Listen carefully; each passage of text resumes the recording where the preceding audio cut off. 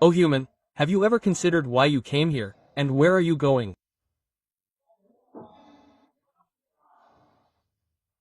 What have you come for? People have generally adopted a fixed attitude: eat, drink, and enjoy themselves. Who has seen the next world? The saints, mystics, and prophets who have seen the next.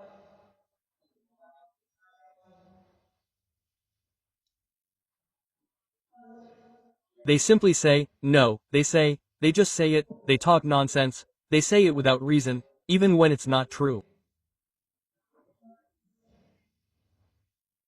So, brother, think about why you came here. What is your work, and what are you doing? This is crucial to know. Let me tell you one thing, our religions have declared humanity the best.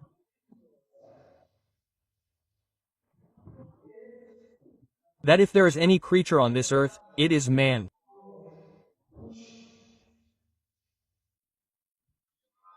Hinduism has the term best, most excellent, sardar, chief, and mukhtiar. Islam has the term mukhtiar, the best. Sikhism has the term sardar, chief, and chief. The English fakir also says that there is no one like humanity.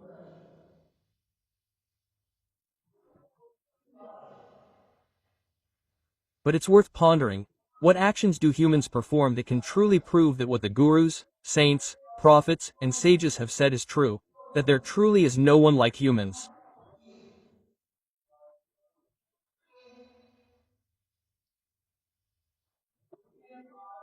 Let's see the difference between humans and animals.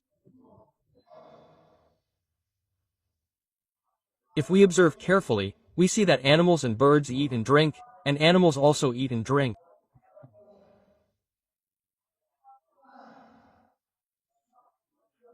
The only difference is that humans try to eat whatever they want, whenever they want, while animals and birds try to fill their stomachs by eating whatever they can find. Both have the same purpose, the same meaning, to fill their stomachs and generate energy. So, a home is a family for animals. Birds have nests. Similarly, a home is a home for humans. Children are children for humans, and animals and birds have children. What's the difference? Animals' excrement is useful while they are alive, and after death, their bones and skin are useful. Scientists are engaged in managing human excrement while they are alive. How can we manage it? It's growing so much. And even after death, there's a tax on handling the bones. If you go, they'll collect them in advance. Come, you're our customer. How much can you take out? Even collecting the bones costs money. So, from this perspective, animals are ahead. But perhaps humans think that humans have made tremendous progress in science. Means of comfort and luxury have been created. So how much has science progressed? There are vehicles, cars. Can an animal do this? No, animals can't. But you've seen the means of comfort and luxury of science. But today, if we say that humans are sitting on a pile of gunpowder, the whole world is sitting on a pile of gunpowder, it wouldn't be wrong. Because of the atoms, molecules, hydrogen bombs that are being made. Can humans face such a threat from animals today? Can animals face it? Never. Animals can't even imagine it. Yet, animals have moved ahead. Humans lag behind. Then why do religions say that humans are the best? They are the most excellent. Why are leaders, the most superior? There's a reason why, in this mortal world, in this terrible Kali Yuga, if a person wishes, they can see God here and there, in both worlds. Animals and birds, even if they so desire, cannot see him. God has given this power to humans. By chanting God's name, one can attain freedom from sorrow, pain, worry, and illness while alive, and liberation from the cycle of birth and death after death. Even gods and goddesses cannot attain this. Forget about animals and birds. That's why our gurus, sages, saints, and prophets have called humans the best. Now, consider for yourself, are you doing human things? Do you ever practice devotion or spend your entire day gossiping, slandering, and criticizing? Pointing fingers at one side or the other, pointing fingers at the other. So, brother, is this not human kind of work?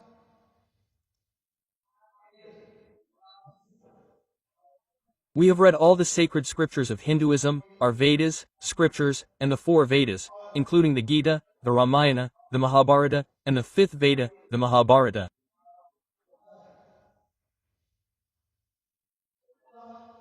In addition, I've read the Holy Quran Sharif of Islam, the Quran Majid, the Holy Gurudwara of Sikhism, the Holy Bible of Christianity, the words of Kabir, Sheikh Farid, Namdev, Dhan Bhagat Ravidas, numerous saints, Buddhists, Jains, and all religions. I've read the words of John Baji of the Brahmin religion, and his Gutka.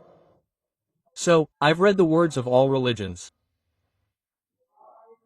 The same thing is said in all religions, which we'll tell you today.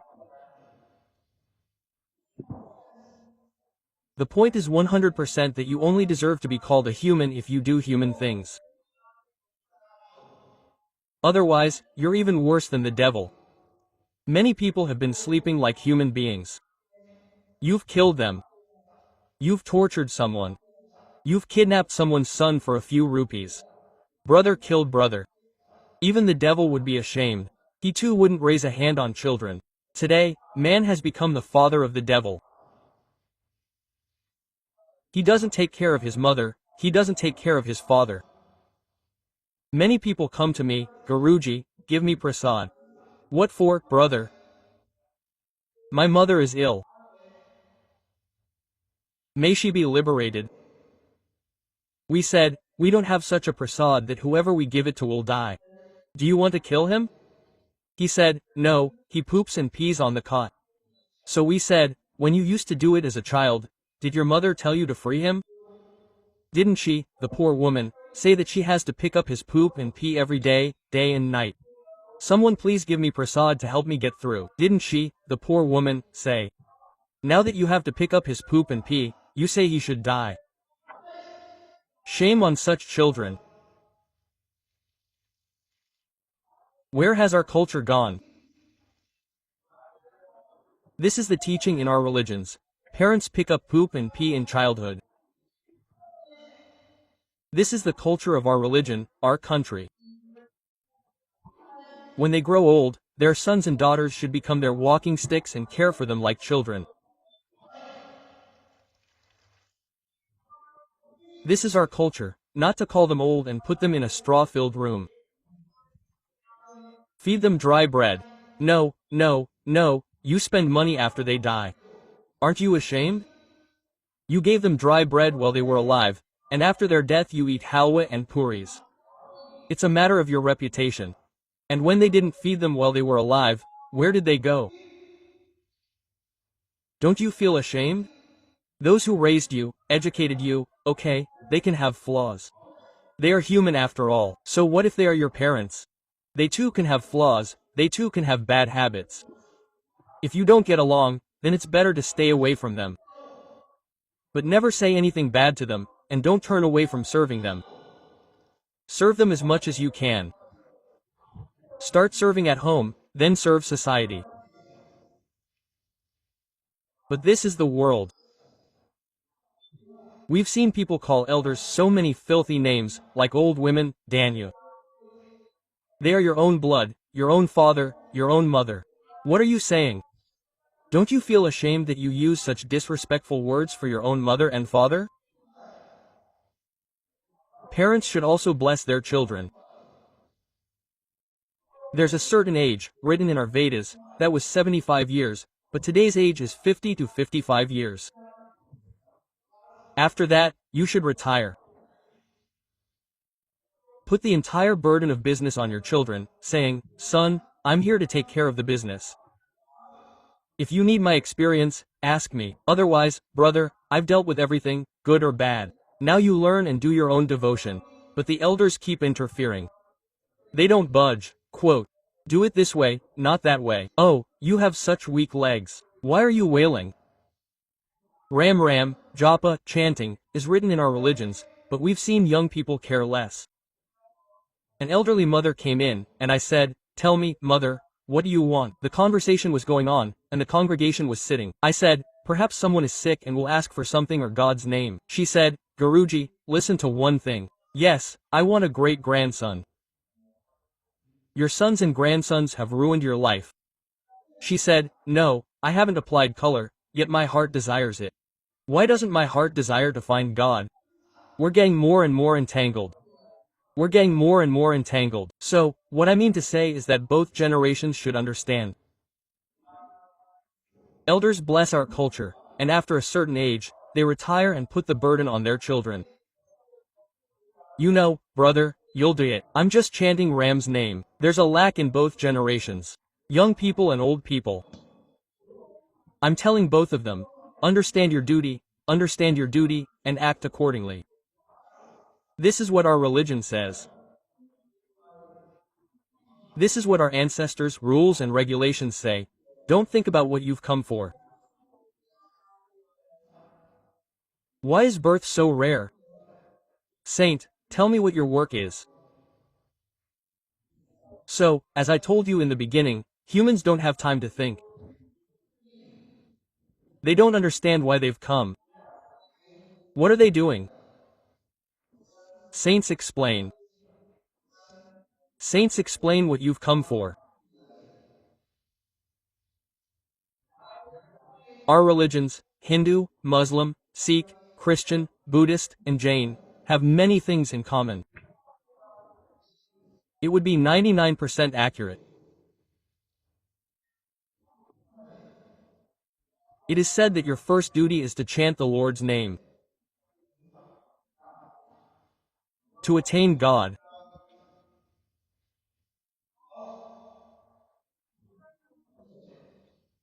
The second duty is to become a karma yogi while living on this earth.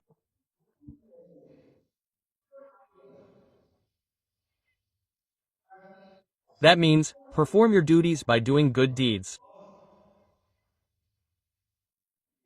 Whatever your duty is, perform it properly. Cheating, dishonesty, corruption, looting, usurping someone's rights are prohibited in all our religions.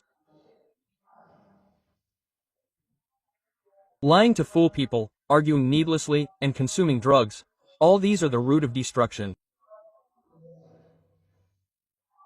You see, there are good people, good homes. When addiction grows in a home, it leads to ruin. Every religion says, brother, don't take drugs. Drugs are the root of destruction. In our country, there is no place for any addiction in any religion. Many people say, Guruji, drugs don't stop. They open bars. You should stop drinking. Let's see if liquor shops open for animals. Close them. Then we'll see how they'll open. When no one goes to buy them, you drink, you consume drugs, only then will they open. Brother, no liquor shops open for animals. Therefore, you must wake up, society must wake up. Drugs must be abandoned. Drugs are a home of destruction.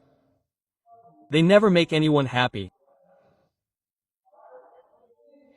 In our country, 2 people die every minute from opium cultivation compared to what is made from tobacco. That means, if you look at the clock, 1 minute has passed and 2 people die from these drugs in our country. That's how much destruction is happening every minute.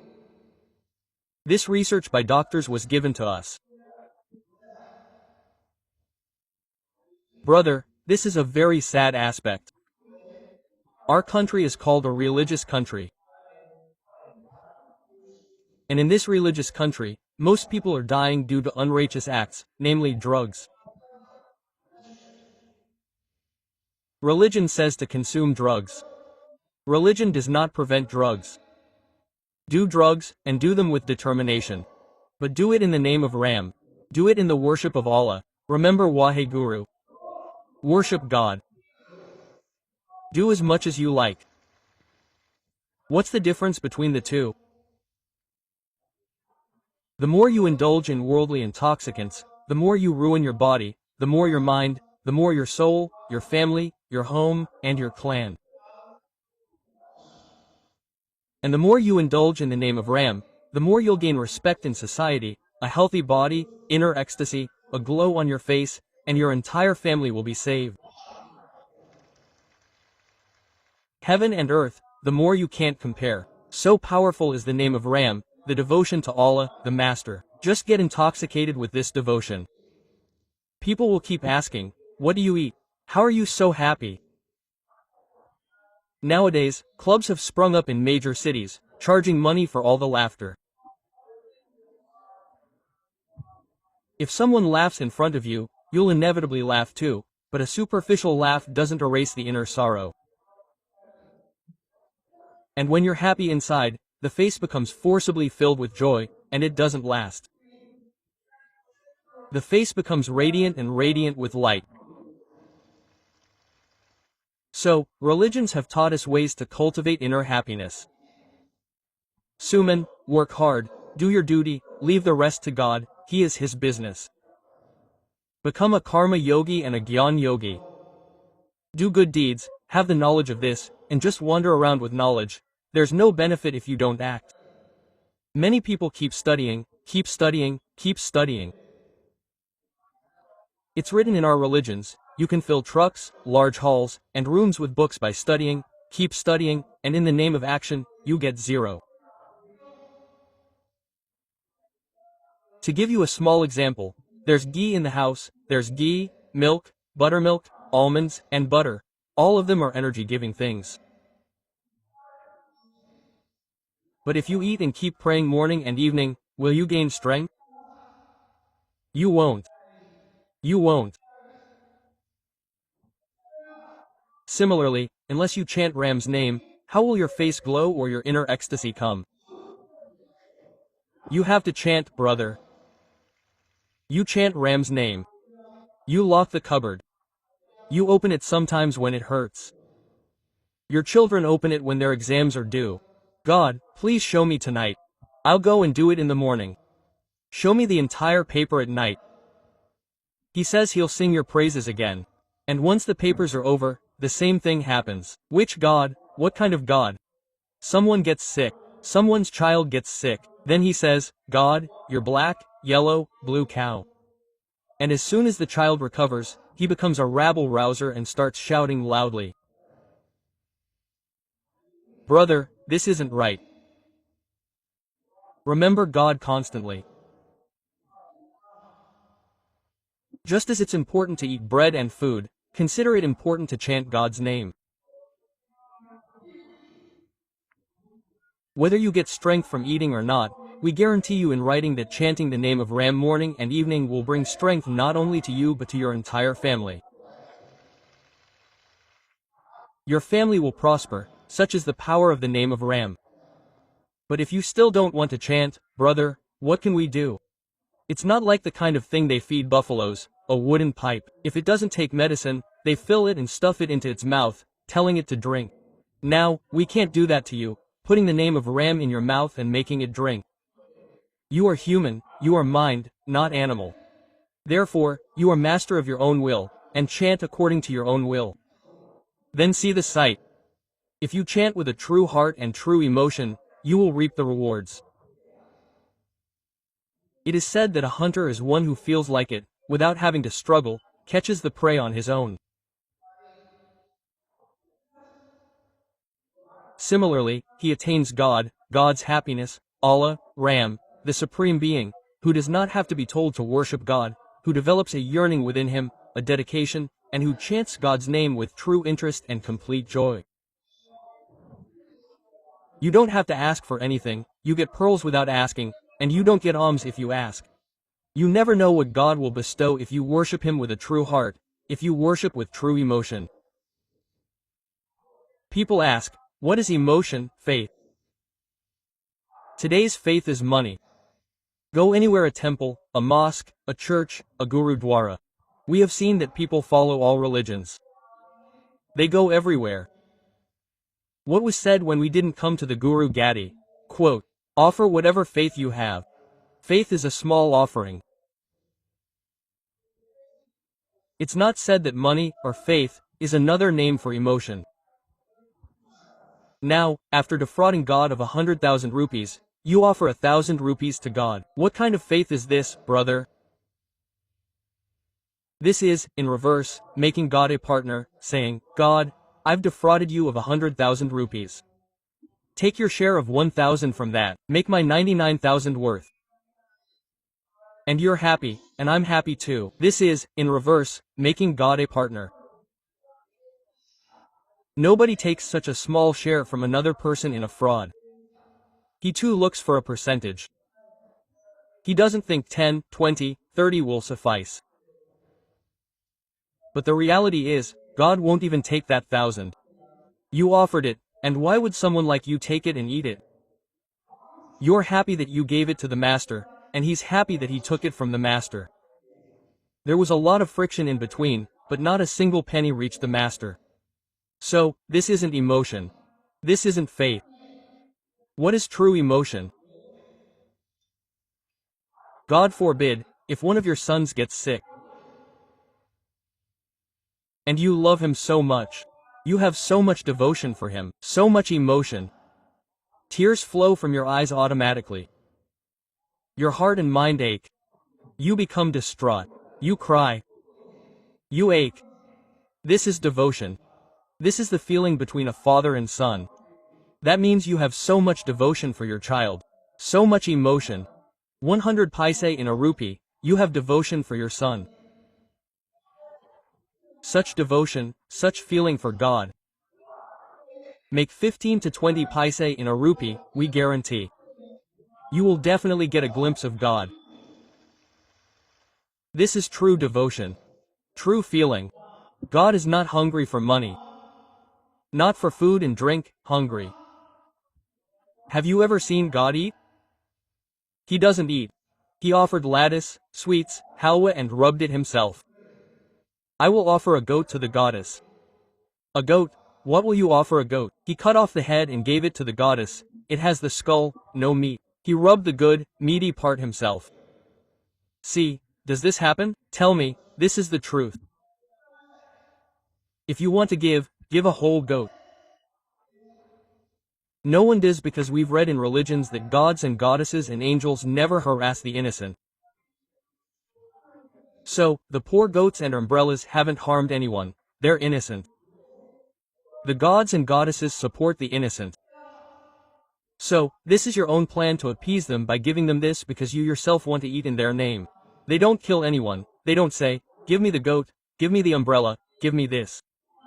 We've read that gods and goddesses support the innocent and destroy the oppressors. Their names are gods, goddesses, and angels. So, brother, be careful not to kill any living being in the name of gods and goddesses. This is not right. According to spirituality and the Vedas, this is not right. He is pleased with the feelings we've described. Devotion, the feelings we've described. Cultivate such yearning, such restlessness within. Cultivate such pure thoughts within so that God appears to you. May the grace, mercy, and kindness of Allah, Ram, and Master shower down upon you in abundance, and may your sorrows, pains, and worries vanish in an instant. It follows that man should act as a human being. It is unknown how many cycles the soul has gone through, sometimes as a bird, sometimes as an animal, sometimes as a fish, sometimes as a pig, sometimes as a mule. Who knows how many bodies it has passed through to attain this human body. Therefore, brothers, sisters, elders, and children, chant the name of the Master. Do not stop your devotion. It will benefit you 100%.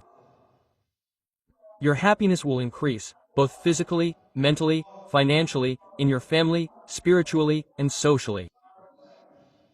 This is the truth.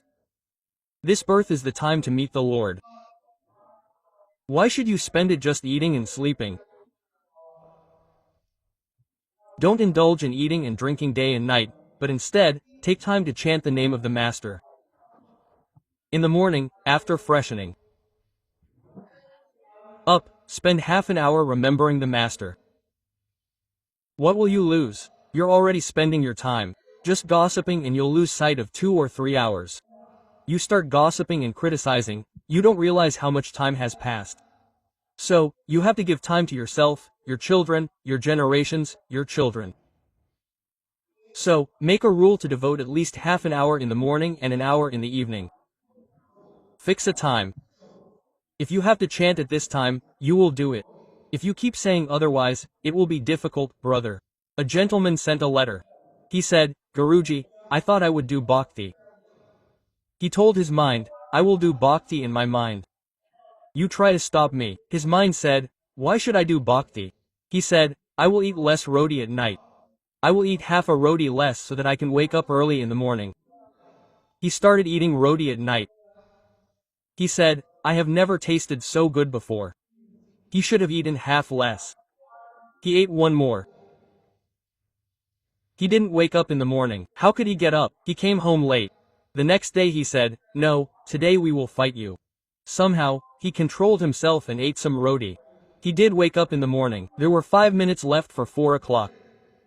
His mind said, you fool, sleep for 5 more minutes. You have to chant at 4 o'clock, right? I've just got 5 minutes to go. He says I slept like this and woke up at 7 o'clock. So, if you don't set a time for devotion, the mind keeps on raging. In Hinduism and Sikhism, it's called the mind, which gives the mind negative thoughts, bad thoughts. In Islam, it's called the nafs. So, it gives bad thoughts. To fight it, if you do suman while walking, working, lying down, sitting, then the mind can stop.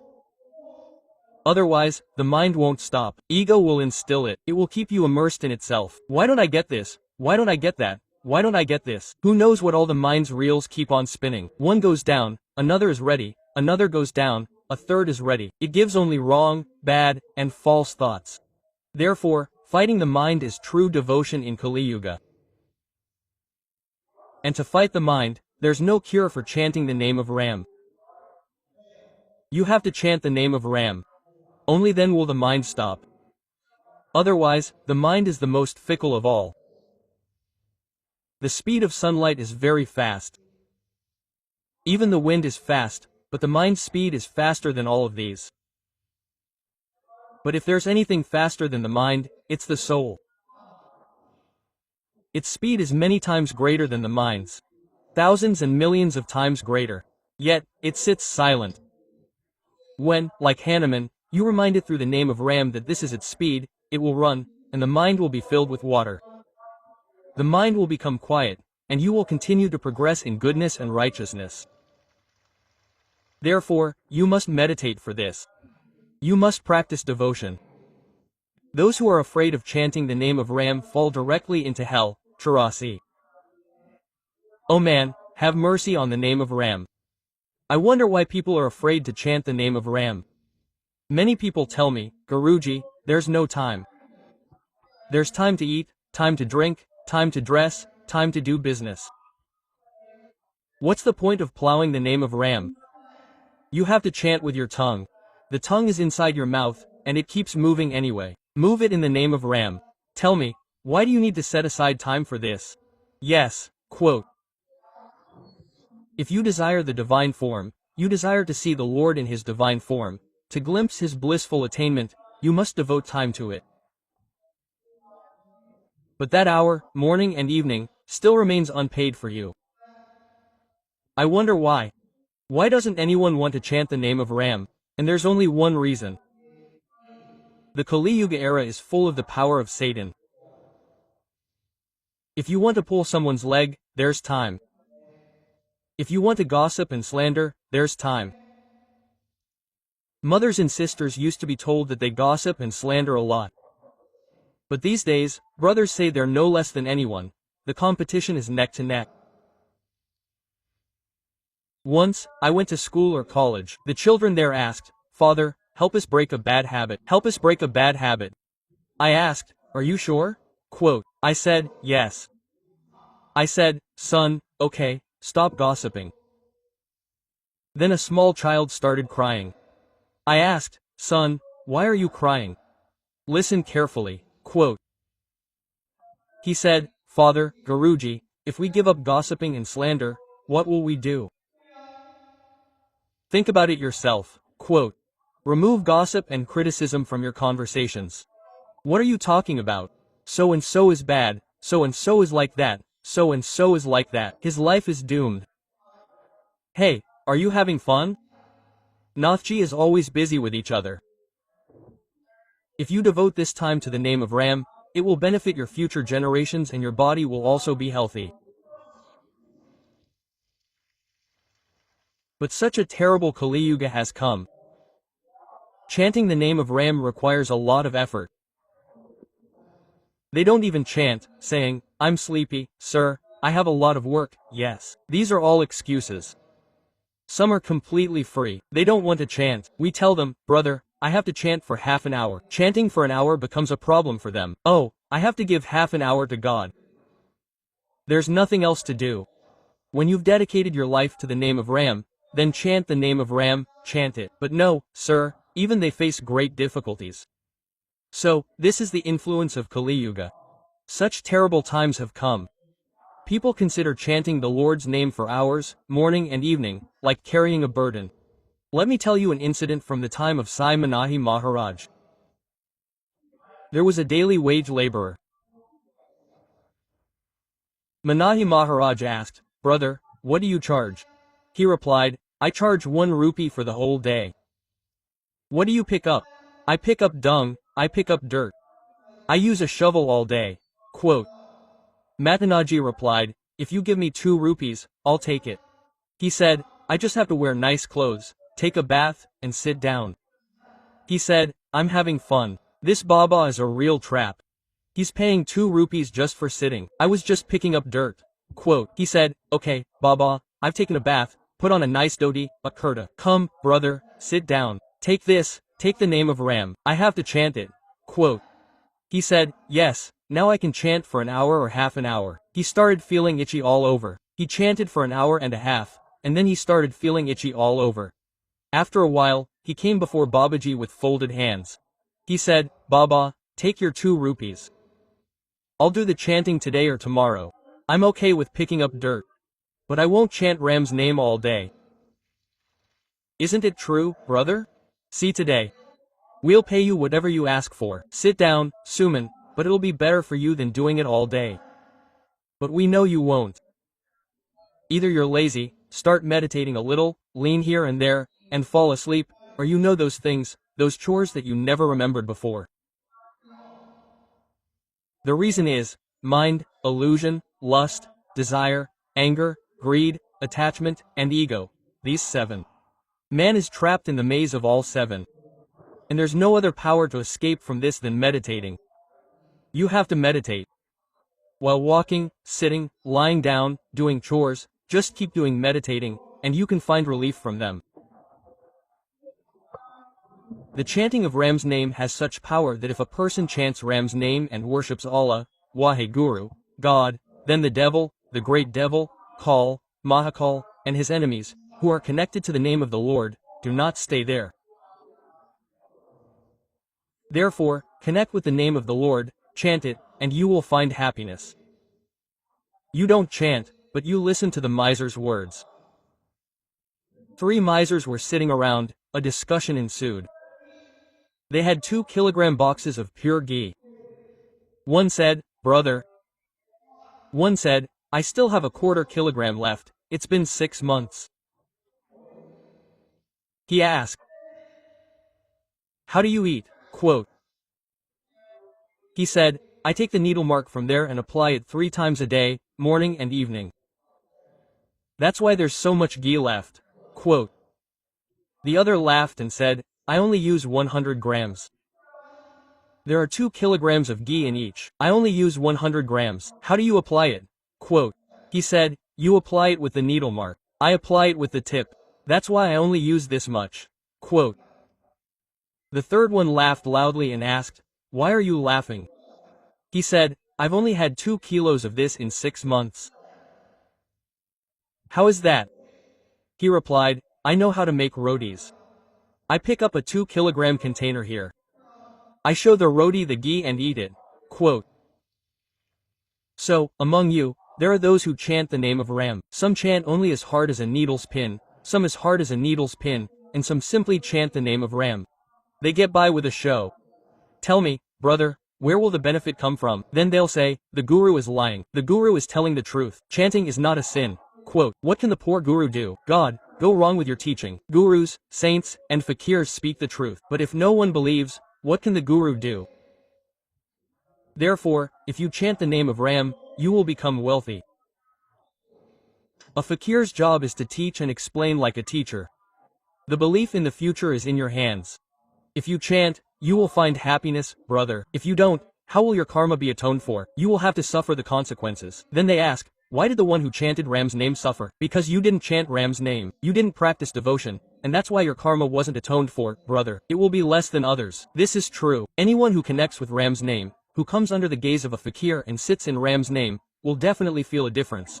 But by chanting the name of a mountain, a pebble is turned into dust. Quote,